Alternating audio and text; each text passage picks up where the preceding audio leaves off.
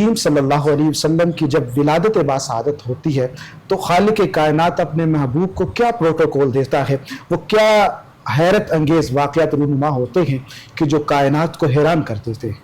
बिस्मिल्लाहिर्रहमानिर्रहीम अल्हम्दुलिल्लाहि अहलिही वस्सलातु वस्सलामु अला अहलिही मा।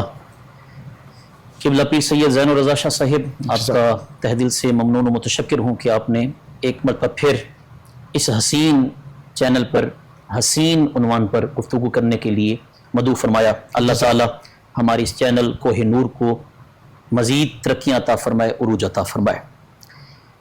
नबी करीम सल्लल्लाहु अलैहि वसल्लम को अल्लाह ताला ने बेशुमार फ़ज़ाइल, बेशुमार इज़्ज़तें और रिफ़अतें और शानें अता फरमाई हैं। इख्तिसार के साथ अर्ज़ करूँ तो कोई ऐसा अमल, कोई ऐसी चीज़, कोई ऐसा फेल ऐसा नहीं है जिसको हम देखें तो आम लोगों की तरह हो। इसी तरह मेरे आका सल्लल्लाहु अलैहि वसल्लम की विलादत बासआदत भी दीगर जो विलादतें हुई हैं, अंबिया की हों, रसूलों की हों, दीगर जितने भी हों, उनसे मुमताज़ विलादत है। क्या बात है।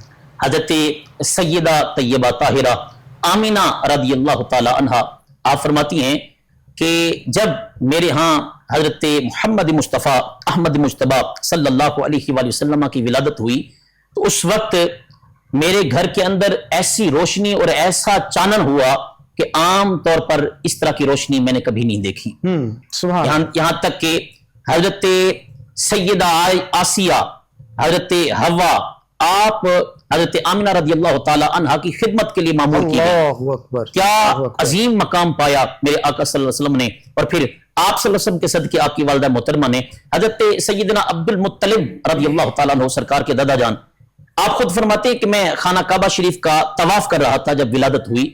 तो खाना काबा शरीफ का तवाफ करते करते मैंने देखा कि काबा जो पत्थरों से बना हुआ है यूं लगा जैसे रबड़ का बन गया है और ये झुक रहा है, और झुक भी मेरे घर की तरफ रहा है। तो मुझे समझ, चूंकि विलायत के मकाम पर तो फाइज थे, हजरत अब्दुल मुत्तलिब रज़ियल्लाहु ताला अन्हु फरमाते हैं कि मैं जल्दी से तवाफ मुकम्मल किया और घर आया।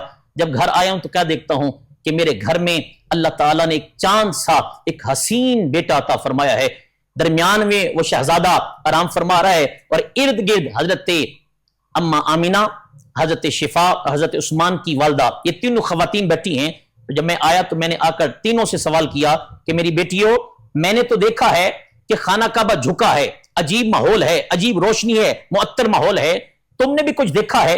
तो हजरत शिफा कहने लगी कि ए अब्दुल मुत्तलिब, जब ये बच्चा पैदा हुआ है तो मैंने देखा है कि हजरत आमिना के घर के जितनी अशिया हैं, जितनी चीजें हैं, यहां तक के बर्तन, कपड़े, चारपाइयां, छतें, दीवारें, सारी की सारी रोशन हो गई हैं। हजरत अब्दुल मुत्तलिब हजरत उस्मान की वालदा की तरफ मुखातब हुए, फरमान लगे कि उस्मान की वालदा आपने कुछ देखा?